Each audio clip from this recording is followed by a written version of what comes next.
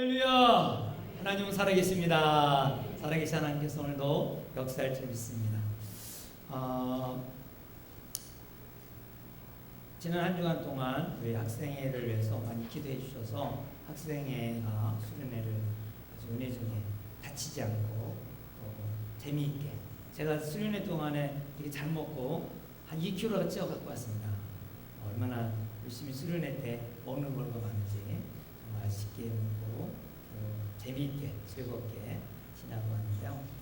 아이들이 그 꿈을 가지고 왔는데 꿈을 실천할 수 있도록 부모님들이 열심히 또 기도해주고 후원해준다면 아름다운 우리 학생들이 꿈을 이루게 되고 세계적인 리더가 될 줄 믿습니다.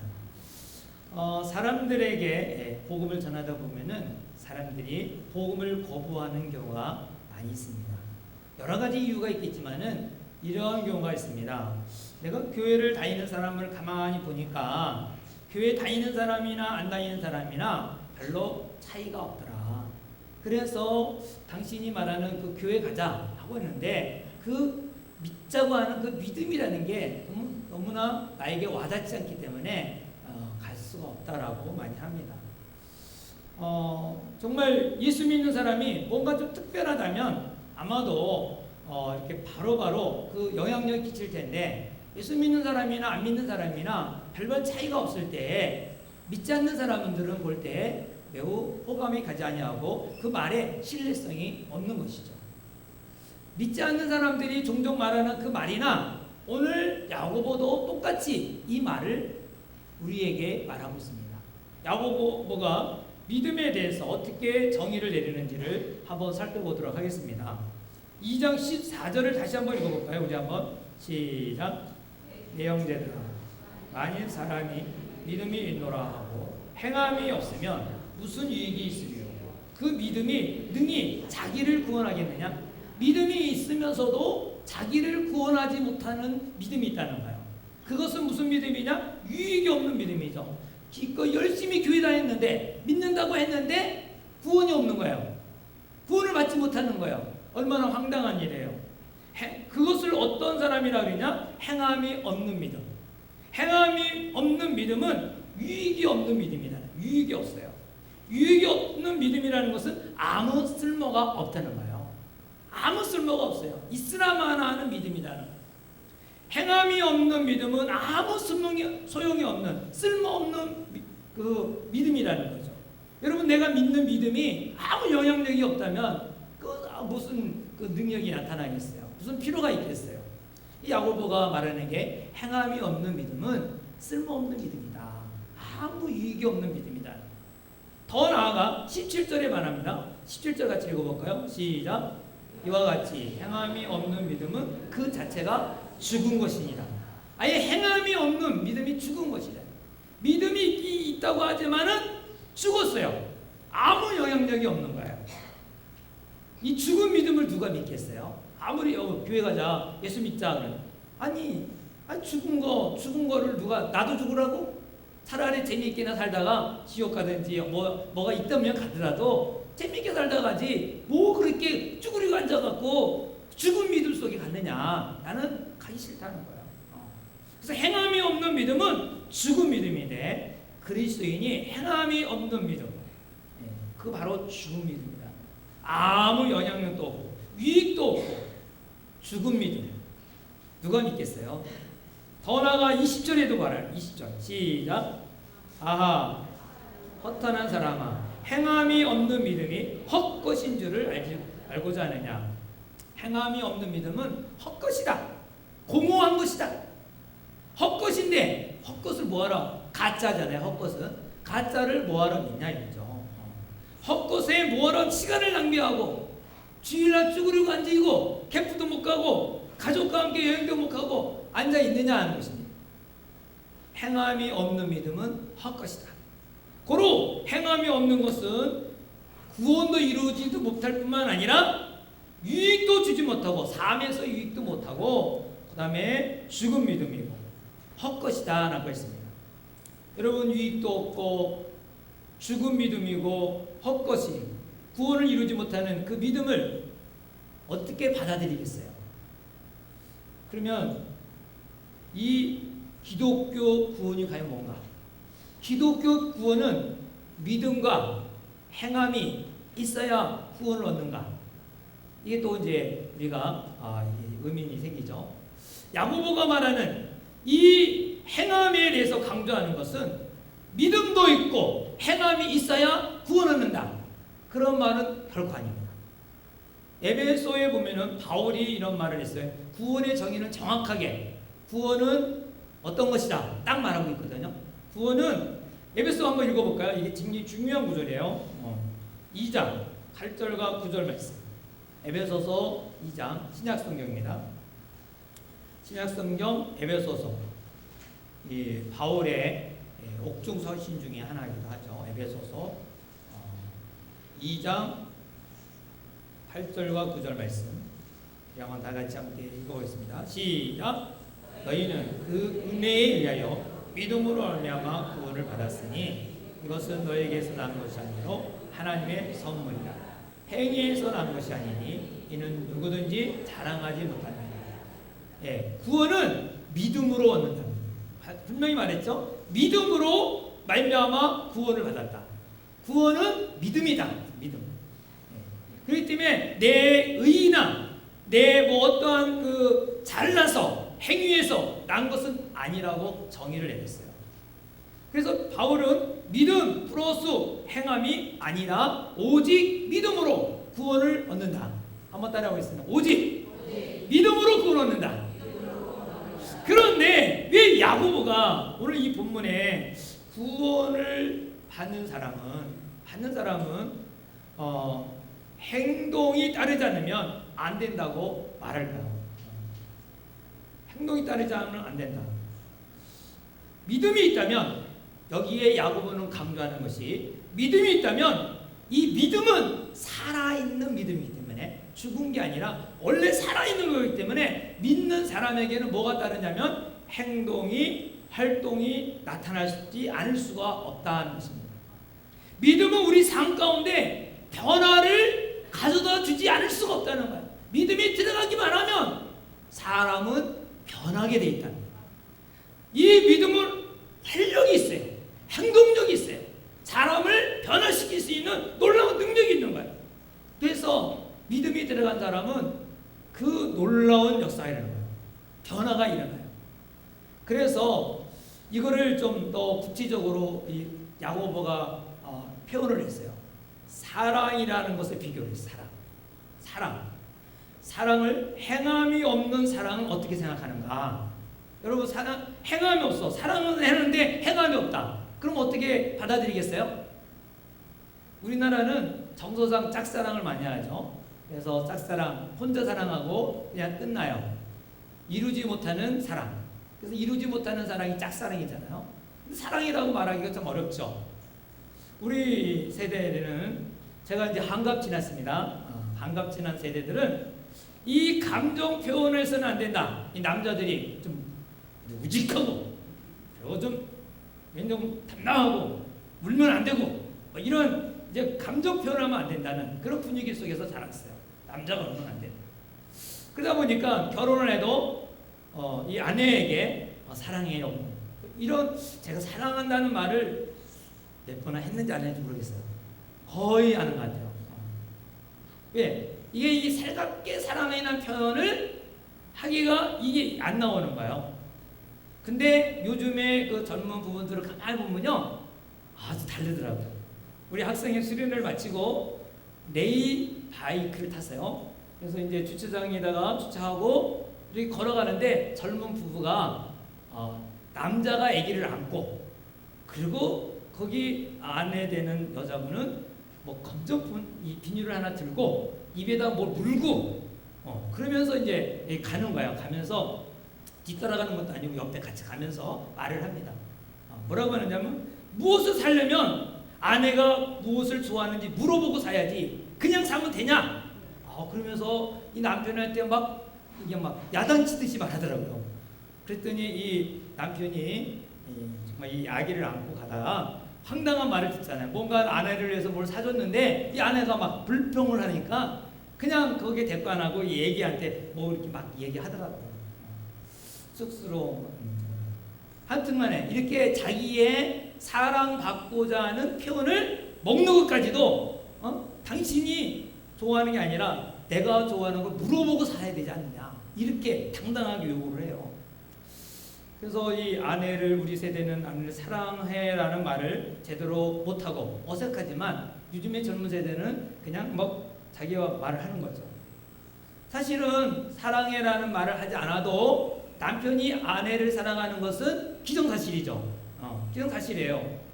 그렇지만 아내 입장에서는 뭔가 사랑을 받고 있다는 표현을 받고 싶어 해요. 그래서 뭔가를 내가 사랑받고 있다라는 것을 뭔가 증명을 이렇게 보여주기를 원하는 거죠. 우리 학생애들한테는 그 쇼미라고 해요. 쇼미. 나에게 좀 보여줘. 사랑한다면 보여줘. 믿음이 있다면 하나님이 우리에게 말해요. 너가 정말 믿음이 있다면 보여줘라. 보여줘. 이런 말을 하듯이 학창 시절에 남학생이 여학생을 좋아한다면 여학생이 좋아하는 게 뭔지를 굉장히 많이 고민하고 아버지의 생일을 몰라도 이 여학생의 생일이 언제인지를 그 여동생이든지 남동생에게 막 이렇게 사주면서라도 생일을 챙기려고 할 거예요. 왜 그럴까요? 뭔가 사랑하니까 그걸 표현하고 싶어하는 모습이죠. 그래서 야고보가 오늘 이런 예를 들어요. 15절과 16절.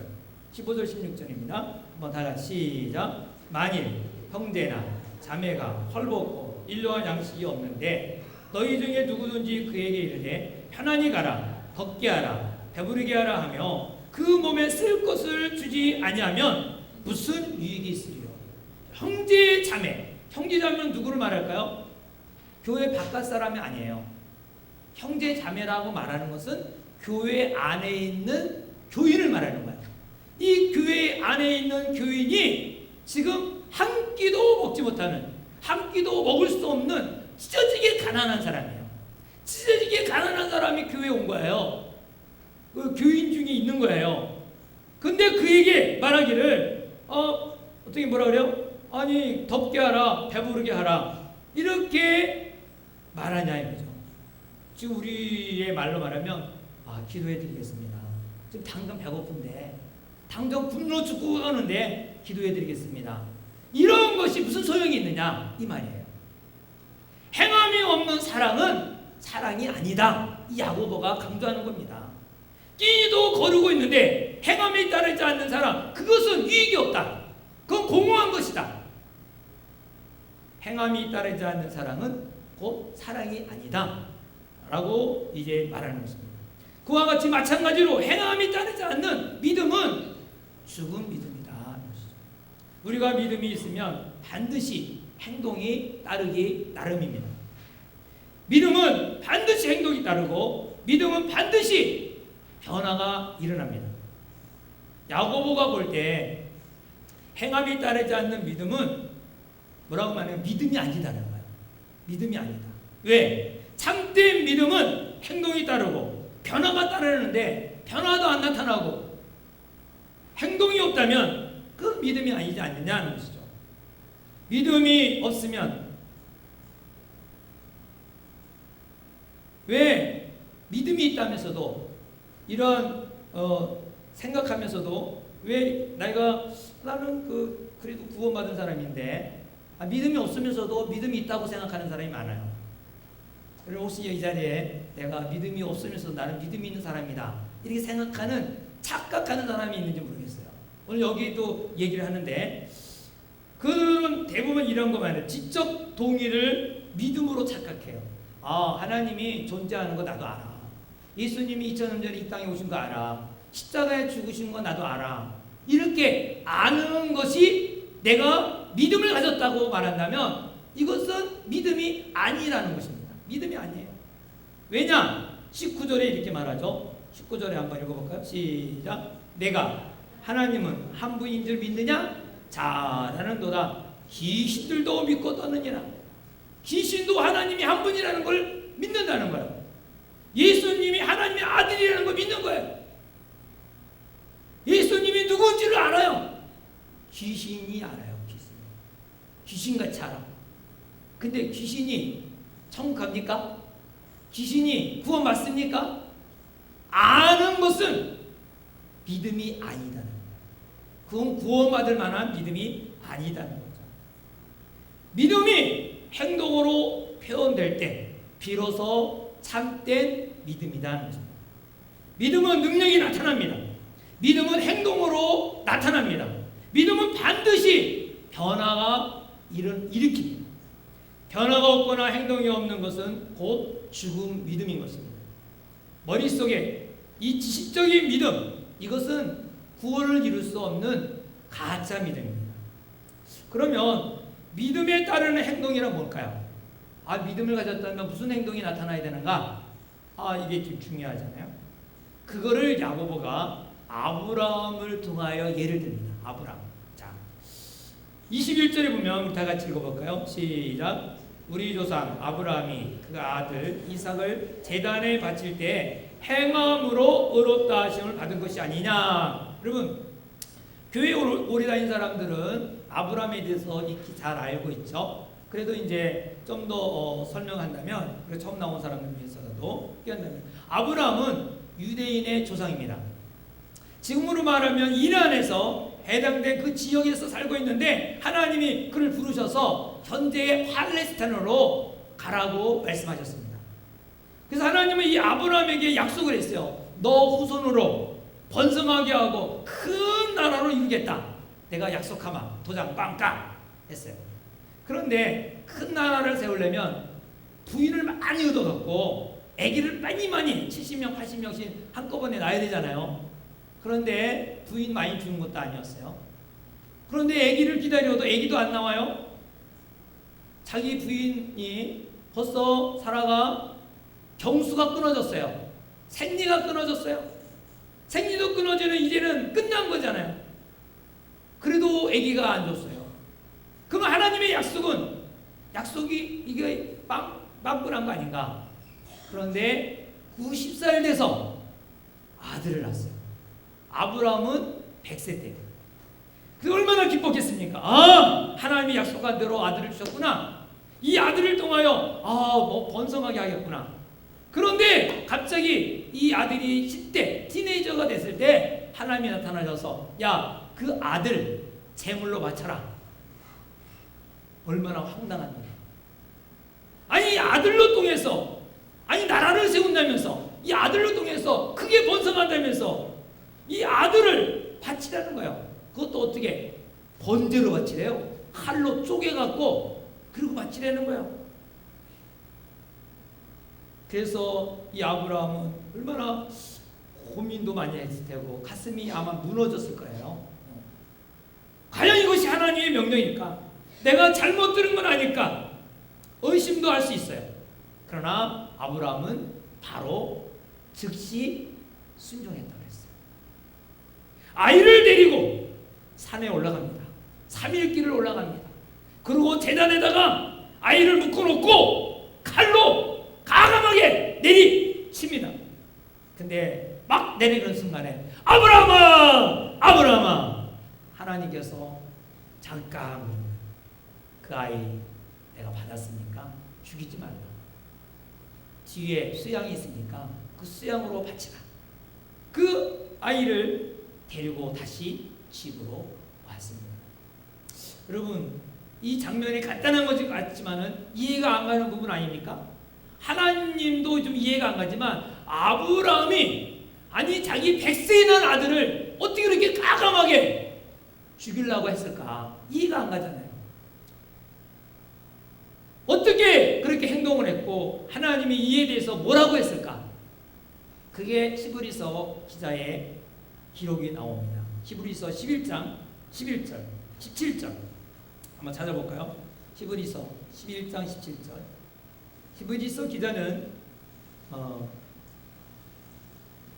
17절 한번 읽어보고, 시작. 아브라함은 시험을 받을 때 믿음으로 이삭을 드렸으니 그는 약속들을 받은 자로되 그 외아들을 드렸느니라. 하나밖에 없는 아들인데 무엇으로 드렸어요? 믿음으로 드렸어요. 그 믿음이 왜 믿음으로 없은 믿음을 드렸는가? 19절이에요. 19절 거기 바로 시작. 그가 하나님이 능히 이삭을 죽은 자 가운데서 다시 살리실 줄로 생각하니라. 비유컨대 그를 죽은 자 가운데서 도로 받은 것이니라. 무슨 말이에요? 하나님이 아브라함이 이삭을 죽여도 하나님 어떻게 한다? 다시 살려주신다. 이 믿음이 있었어요. 이 믿음이 왜? 약속하면 반드시 이루시는 분이신데 왜 아들을 주리라 그랬을까? 머릿속으로는 이해가 안 되는 거예요. 도대체 이해가 안 돼. 그러나 하나님은 신실한 분이니까 신실하신 하나님께서는 뭔가 이유가 있을 것이다. 이 아들로 통해서 나라를 세우고 민족을 번성하게 했다고 했는데 이 아들을 죽여도 하나님은 이 아들을 살릴 것이다. 이 확신이 있었던 거야. 이 믿음이 있었던 거야. 그래서 이 믿음으로 이삭을 드렸다고 하는 것입니다. 믿음으로. 하나님의 말씀에 대하여 믿은 것이죠. 하나님 말씀에 대하여 신뢰한 것이죠. 하나님의 약속을 믿은 것입니다. 믿음이 있었기 때문에 행동이 나온 거예요. 믿지 않으면 행동할 수가 없어요. 믿음만큼 행동이 나와요. 믿음만큼 행동이 나오게 돼 있어요. 우리 주위에 예수님을 믿고부터 조금씩 변화되는 분들을 보게 됩니다. 저는 그 변화되는 분들을 보면서 많이 기쁨으로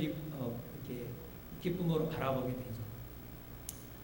눈에 띄게 극적인 변화가 없을지라도 뭐 한 달이나 두 달 한 번 건너서 한 번씩 오는 분이 이제 예수님을 조금씩 발견하고부터 매 주일마다 나오기 시작합니다.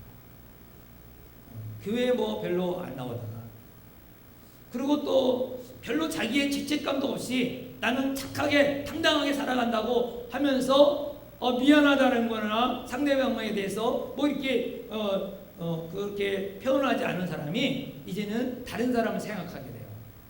나 때문에 다른 사람이 좀 피해가 있겠구나 라고 생각하는 사람이 있어요. 어떤 분은 1,000원 내는 것도 손이 벌벌 떨어서 못 드리던 사람이 나도 11조를 한번 드려볼까? 이런 생각을 한단 말이에요. 생각을 해요. 이게 뭐예요? 뭔가 좀 믿음이 자라고 시작하기 때문에 자라고 있는 거예요. 우리의 믿음은 들어가기만 하면 역사가 일어나서 행동으로 조금씩 나타나게 되는 거예요. 믿음은 변화가 일어납니다. 자신이 구원받았다고 하면서도 오랜 세월 속에 변화가 없다면 그것은 죽은 믿음입니다. 믿음이 있으면 행동으로 변화가 나타나지 않을 수가 없는 것입니다. 행동이 나타나지 않는 믿음은 죽은 믿음이다. 행동이 나타나지 않거나 변화가 없으면 그것은 참된 믿음이 아닌 것입니다. 야고보는 아브라함뿐만 아니라 두 번째로 기생 라합을 또 소개를 합니다. 25절 한번 읽어볼까요?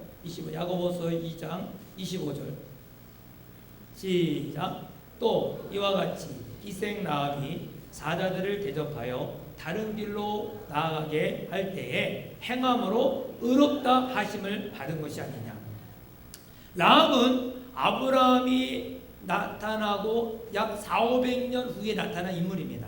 아브라함은 BC 2000년대 사람이에요. 그런데 아브라함의 자손들이 이제 이집트에 가서 살다가 거기서 종살이를 했어요. 그 종살이 하는 가운데 모세라는 지도자에 의해서 이 탈출을 하죠.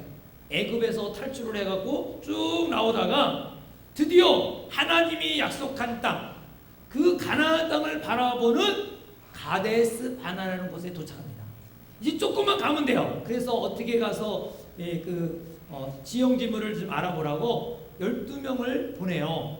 40일 동안 지형지물을 해서 어디서 어떻게 살아야 될 것인가를 쫙 이렇게 리서치하고 그림을 그려서 오게 하여. 근데 왔는데 사람들이 그 보고가 우리는 가면은 다 죽습니다. 안 됩니다. 그리고 못 가겠다고 모든 백성들이 그래요. 하나님 분명히 가게 하겠다고 했는데 못 가겠다고 하는 거예요. 그래서 못 가겠다는 믿음을 가진 사람을 어떻게 데려가겠어요? 믿음대로 되는 거예요. 그래서 하나님이 38년 동안 이들이 그곳에서 가데스반에서 먹다 죽게 놔둬요. 거기서 그냥 먹다 죽는 거예요. 그래서 38년 동안 1세대, 출애굽한 1세대는 다 죽어요. 갈렙과 여호수아는 다 죽어요. 그리고 새로운 지도자를 뽑아서 바로 여호수아를 뽑아갖고 이제 가나안 땅을 들어갑니다. 가나안 땅에 들어가는데 첫 번째 관문이 요단강 건너서 바로 관문이 바로 여리고성이에요. 여리고성에 2명을 파수꾼을 보내죠. 스파이를 보내는 한마디로 정찰 스파이 가서 좀 알아봐라. 그래서 어떻게 전략을 싸워서 이겨야 될까? 스파이를 딱 보냈는데 이 스파이가 어디로 가서 기거를 했는가 하니 바로 기생 라합 집에 거한 거예요. 근데 이 예루살렘 성에는 뭐 우선 이 정부가 말해요. 이 스파이가 왔다는 정보를 들은 거예요. 경찰이 찾아왔어요. 경찰이 찾아와고 여기 스파이가 왔다고 들었는데 어딨냐 내놔라.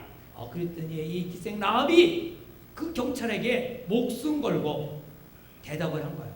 잘 감추고 막 좀 벌써 갔다 없어졌다 이렇게 말을 했어요. 여러분 이 말이 정말 보통 말이 아니에요. 이 라합의 이 행동은 자기의 생명을 바꾸면서 지금 말하고 있는 거예요. 라합의 입장에 볼 때 자기의 나라는 몇백 년 동안 지금 조상들이 살고 있는 땅이잖아요. 그 땅에 뿌리 깊은 나라예요. 그런데 이 정탐원 스파이 편에 서서 이제 막 신흥 국가 이스라엘 나라 편에 쓴 거예요. 목숨을 걸고. 이 신흥 국가 이스라엘은요 40년 전만 해도 노예 생활한 사람들이에요. 노예자예요. 노예 나라예요. 노예 국가예요. 그런데 이 라합이 이스라엘 나라의 운명을 건 이유가 뭡니까? 왜 어떻게 이 이스라엘 나라에다가 자기의 목숨과 가족을 다 이렇게 내던졌을까요?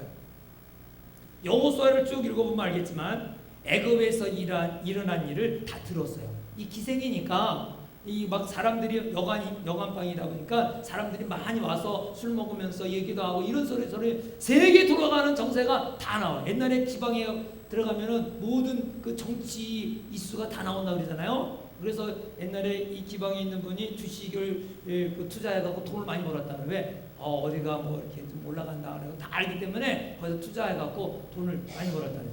이 정치 흐름을 다 알아. 세계 흐름을 알아. 그러니까 이 이스라엘 사람들이 나올 때 에집트에서 10가지 재앙이 일어난 거, 홍해가 갈라간 거, 이런 모든 것들을 다 들은 거예요. 그래서 이 라합은 여리고성에서 자기가 믿는 하나님, 자기가 믿는 신이죠. 믿는 하나님과 비교해 볼 때에 이스라엘 하나님은 뭔가 다르구나. 능력이 있는 분이고 정말 전능한 분이다. 그 하나님을 믿은 거예요. 그 하나님을 믿은 거죠.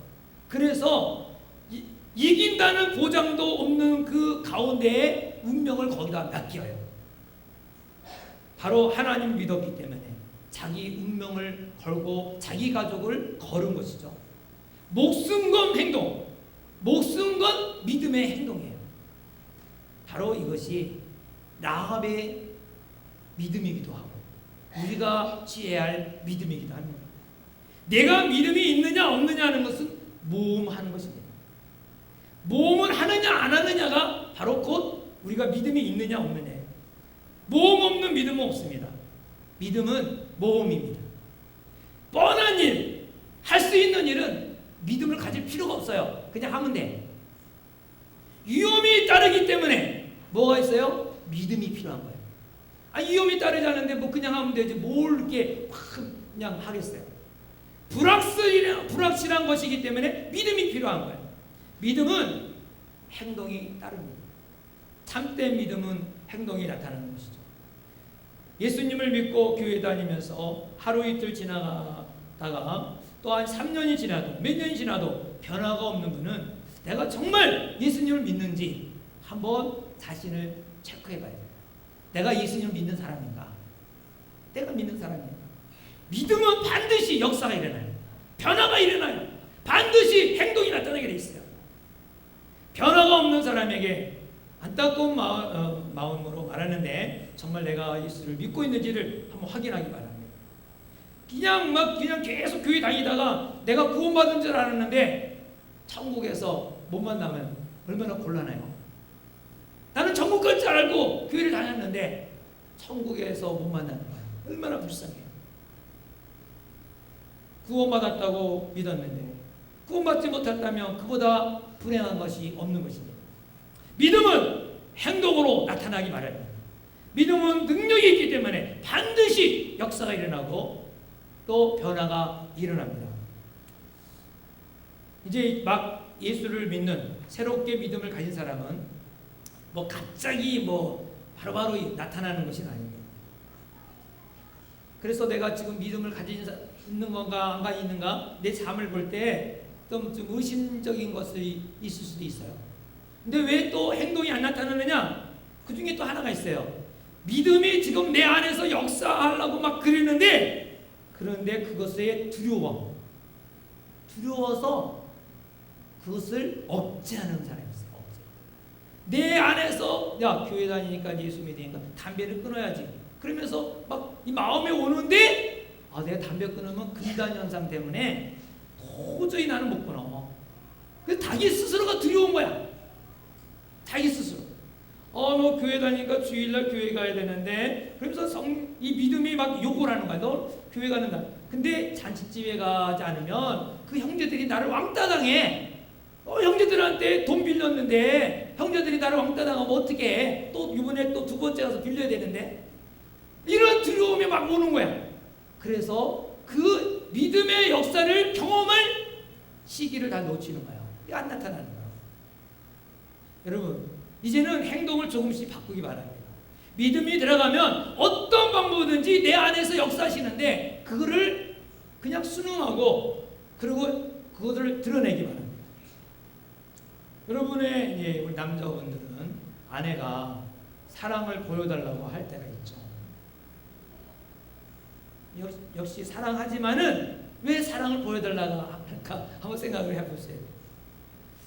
그동안 많이 사랑했지만 행동을 보여주지 않은 것 아니지만은 그런데 이상하게 왜 아내가 사랑을 받는다고 느끼지 못할까? 그거는요 이 사람마다 사랑받는 느낌이 다 다르대요. 그래서 어떤 분이 이런 말을 했어요. 5가지의 느낌이 있다고요. 사랑받는 느낌. 첫 번째, 어떤 분은 피부 접촉을 할 때에 사랑을 받는 느낌이 있다.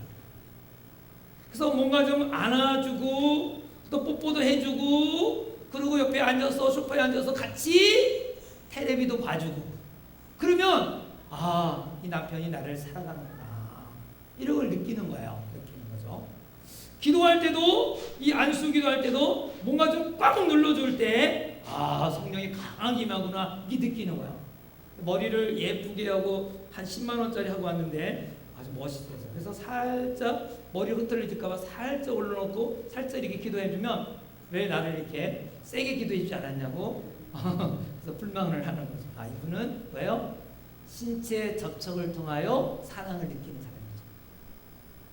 또 어떤 사람은 두 번째로는 어떤 분은 선물을 받을 때 사랑을 받는 느낌이 있는 거예요.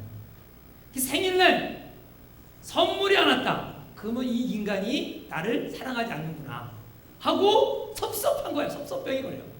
결혼기념일 꽃 한 송이도 안 가져오면은 이거 완전히 변했다. 변질됐다. 그래서 막 서운해. 아무튼 이러한 선물을 받을 때 발렌타인이라든가 무슨 뭐 하면은 뭔가 하나 받으면 내가 사랑받고 있구나 이렇게 느끼는 걸 가지고 있어요. 세 번째로는 말을 해서 사랑을 느끼는 분이 있어요. 뭐 다른 거보다도 사랑해, 아니면 정말 당신 예뻐, 고마워, 씩씩해, 이렇게 말을 해주면 그냥 자기가 지금 사랑받고 있구나를 느끼는 거죠. 또 네 번째로는 돌봐줄 때 사랑을 느껴요. 돌봐줄 때. 남편도 마찬가지. 남편도 아내가 이렇게 낙타기를 맸는데 남편이 맸잖아. 근데 여보 잠깐만 이렇게 살짝 만져주는 거야. 만져주시다 별거 할 것도 없는데 그 뭐예요? 그럴 때 아내가 나를 사랑해 주는구나. 괜히 흐뭇한 거예요. 그렇게 만져줄 때 먼지도 안 묻었는데 이거 이렇게 딱 해주면 괜히 기분이 좋아갖고 가요. 왜? 아내한테 내가 사랑받고 있구나 하고 힘이 나서 가거든요. 아내도 마찬가지. 남편이 아내 앞에서 뭔가 좀 막 접시를 닦아주고 아내 앞에서 청소기도 막 들고 막 그럴 때 이 아내가 어떻게 느끼냐면 남편이 나를 사랑해 주는구나 하면서 그런 느낌을 갖는 거야. 왜? 돌봐줄 때에 그런 걸 느껴요. 다섯 번째로는 대화를 깊이 할 때 사랑을 느끼는 사람이 있어요. 대화를 다 들어주는 거야. 끝까지. 어떤 사람은 밤을 새도록 해도 그걸 다 들어줘. 자기의 말을 다 들어줬다는 거가 곧 나를 사랑해 주는구나 하고 그걸 느끼는 사람이 있어요.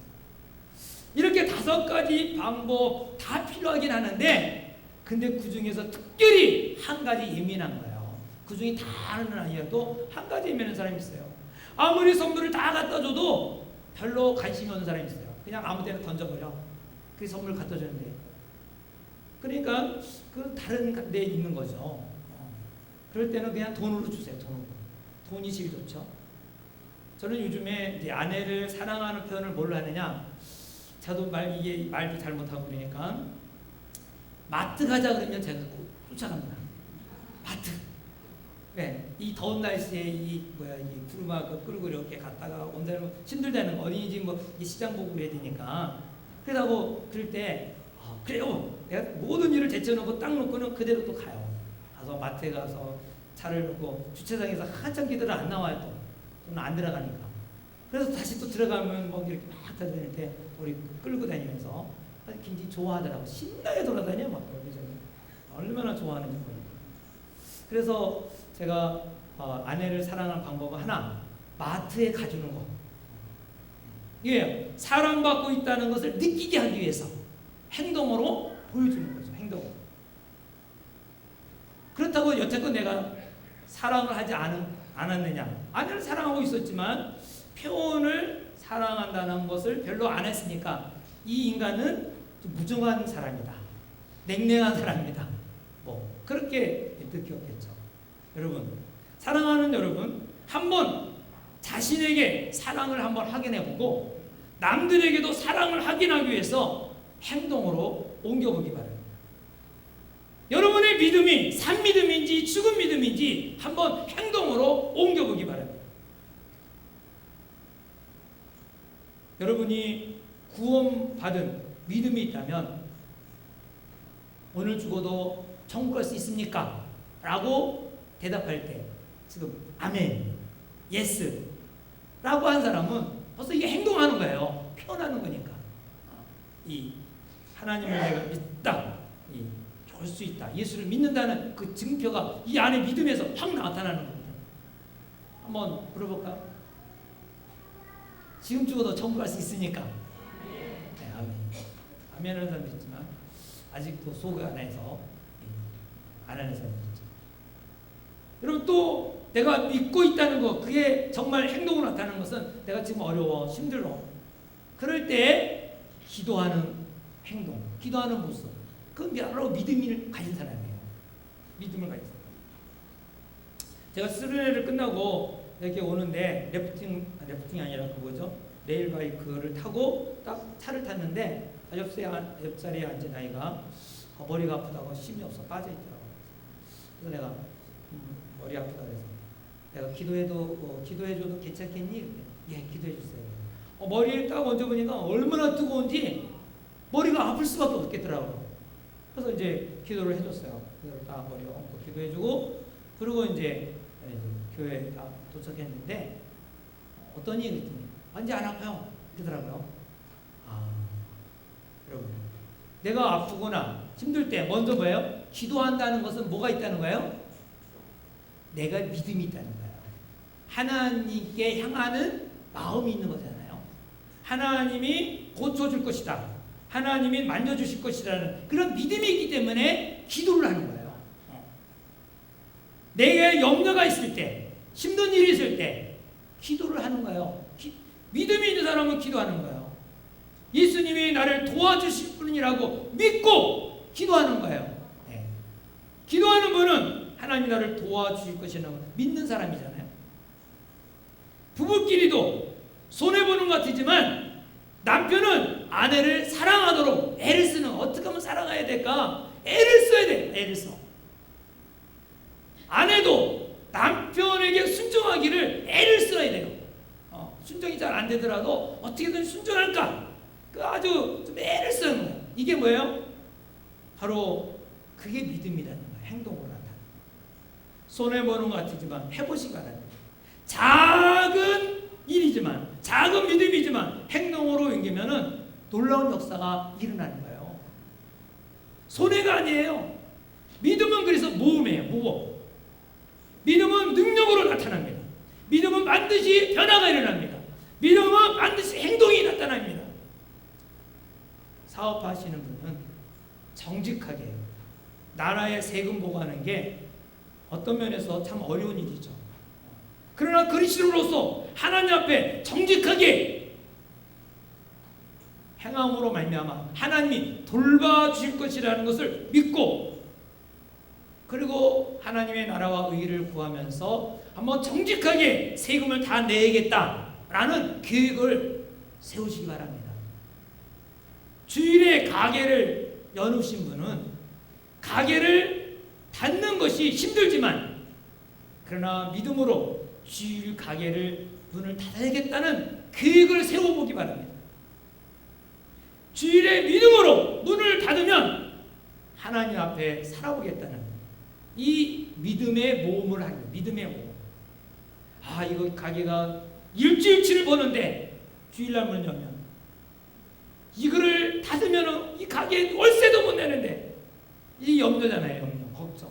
그러나 주님이 책임져 주신다는 믿음을 가지고 한번 계획을 세워서 해보시기 바랍니다.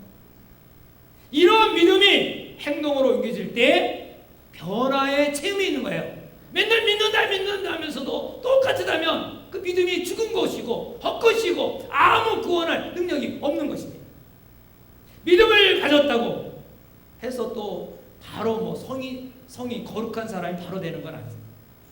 그러나 믿음을 가진 나에게 조금씩 변화가 일어나면서 남이 알아주지 않을지라도 내 자신이, 야, 이렇게 내가 이렇게 변하고 있구나, 놀랍구나, 이런 걸 스스로가 느끼게 됩니다. 여러분이 가진 믿음이 죽은 믿음이 되지 않기를 주 이름으로 축원합니다. 나 자신이 변화를 위해서 조금씩 그 이 안에 믿음의 역사가 일어날 때 거부하지 말고 두려워하지 말고 그걸 그냥 그대로 행동으로 옮기고 순종으로 모험하시기 바랍니다. 하나님이 주신 믿음은 반드시 역사가 있습니다. 겁낼 필요가 없어요. 그냥 그 믿음의 역사하는 대로 순종해 보세요. 아브라함이 그 믿음대로 순종했더니 놀라운 역사가 일어나잖아요. 라합이 믿음으로 순종했더니 그 행동했더니 놀라운 역사가 일어나잖아요. 오히려 라합은 믿음으로 그 행동하여서 그 어떻게 됐습니까? 예수님의 족보의 이름까지 올랐어요. 얼마나 놀라운 일이에요. 얼마나 놀라워요. 믿음은 행동으로 체험되어져야 하는 것입니다. 이런 사람은 세상 사람과 다른 거예요. 그래서 사람들이 볼 때, 아, 저 사람은 그리스도이냐? 역시 무엇인가 달라. 똑같지가 않다는 거예요. 그래서 여러분들의 말에 힘이 있고 영향력이 끼치고, 그리고 안 믿는 사람들을 이끌 수 있는 놀라운 역사가 일어날 줄 믿습니다. 이런 성도가 되기를 주의 이름으로 축원합니다. 축원합니다. 우리 한번 다 같이 두 손을 모으고 기도하기 바랍니다.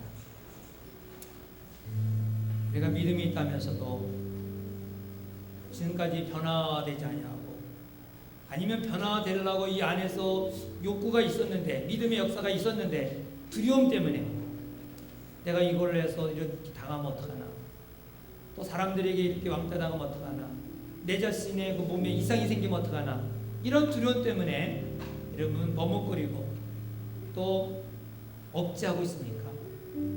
믿음 반드시 행동으로 나타나야 됩니다. 변화가 일어나야 됩니다. 이 체험이 있어야 됩니다. 믿음은 모험입니다. 모험을 해야 됩니다. 그게 바로 믿음의 역사입니다. 반드시 좋은 결과로 하나님은 이루어 주십니다. 한번쯤은 도전하시기 바랍니다. 모험해 보시기 바랍니다. 새벽기도 나와 관계 없는 게 아닙니다. 수요기도에 나와 관계 없는 거 아닙니다. 여러분 믿음을 가지면 한번 계획을 세우고 한번 도전해 보십시오. 여러분 놀라운 그 이루음으로 말미암아 하나님이 역사가 이루고 좋은 능력을 경험하게 되는 것입니다. 다시 한번 조용하게 기도 결심의 기도를 하시기 바랍니다.